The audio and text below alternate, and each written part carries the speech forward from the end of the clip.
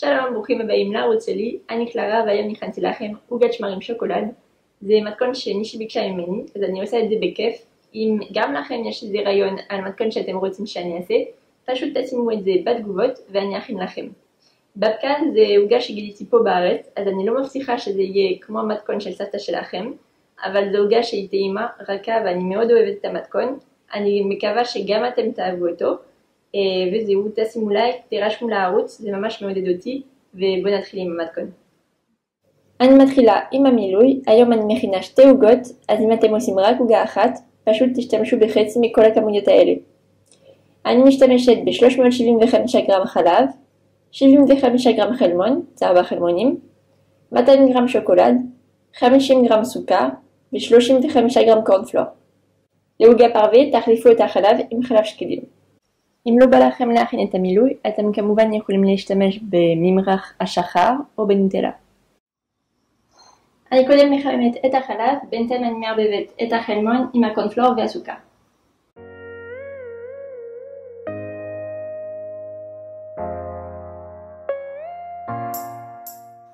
כשהחלב חם, אני שופכת אותו על התערובת, ואני מערבבת תוך כדי.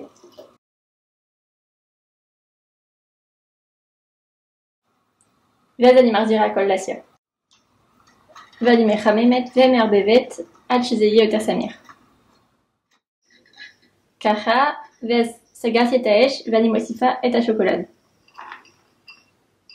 ואז אני שופכת את הקרם על מגש שטוח או על צלחת. אני שמה ניילון על הקרם ואני אכניס למקרר כשזה יהיה טיפה פחות חם. אלה הרכיבים של הבצק. אני עדיין עובדת ל2 עוגות, אז אתם צריכים 500 גרם קמח, 150 גרם ביצים, זה כמו 3 ביצים קטנות. אני תמיד קונה ביצים גדולות, אז מה שעשיתי זה שהרבבתי והוצאתי טיפה. 60 גרם סוכר, 100 גרם חלב, 30 גרם שמרים טריים או 10 גרם שמרים יבשים, 10 גרם מלח ו-125 גרם חמאה רכה. לעוגה פרווית תשתמשו בחלב שקדים ובמחמאה או מרגרינה. אז במיקסר עם בבלישה אני שמה כל הרכיבים חוץ מהחמאה כרגע, ותנסו לשים את השמרים בצד אחד והמלח והסוכר בצד השני, ואני מערבבת 2 דקות. כשהכל מעורבב אני מוסיפה את החמאה לאט לאט.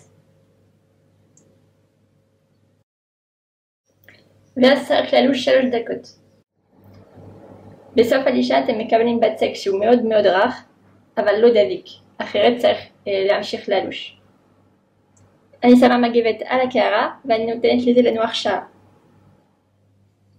אז זה בצק אחרי התשיכה. אני אקח חצי מהבצק הזה כדי לעשות את העוגה הראשונה.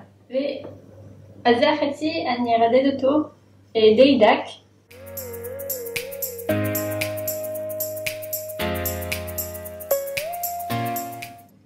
אז עשיתי מלבן כזה יפה, רידדתי על עובי נראה לי של 2 מילימטר, משהו כזה.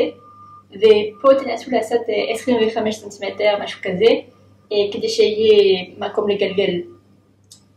עכשיו אני אשים את המילוי.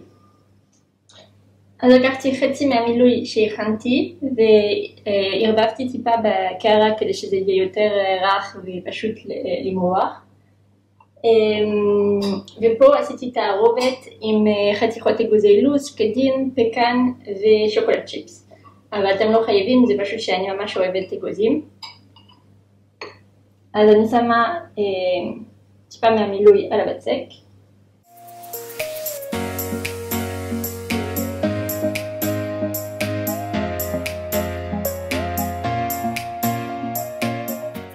אל תשימו הרבה מדי, כי אחרת זה יהיה סיוט לגלגל את זה וכו'.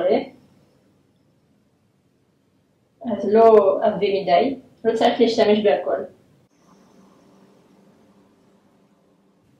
ככה, ואני משאירה פה 2 סנטימטר למעלה בלי מילוי. ועכשיו אני מגלגלת מפה.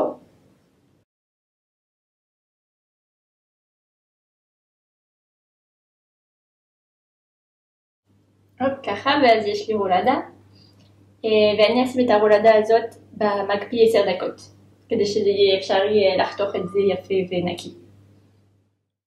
אחרי הקירור, אני לוקחת את הרולדה שלי ואני חותכת אותה באורך.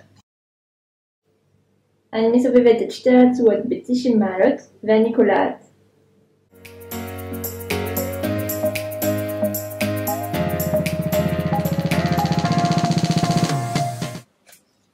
מה שאני עושה זה שאני לוקחת את הקצה ואני מקפלת אותו מתחת.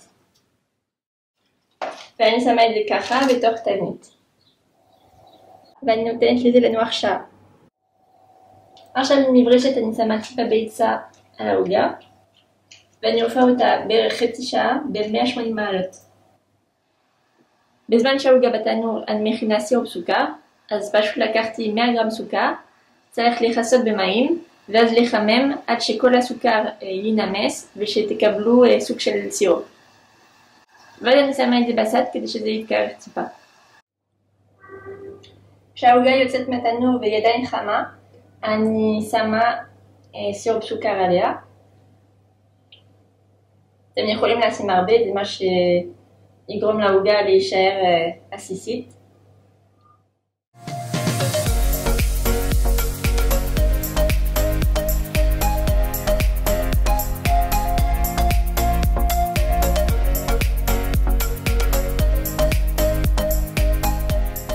וזהו, המתכון כבר נגמר. אני מקווה שאהבתם ושזה נותן לכם חשק להכין את זה בבית.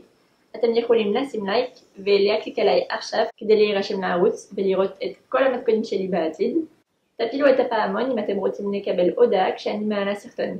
נתראה בקרוב, ביי ביי.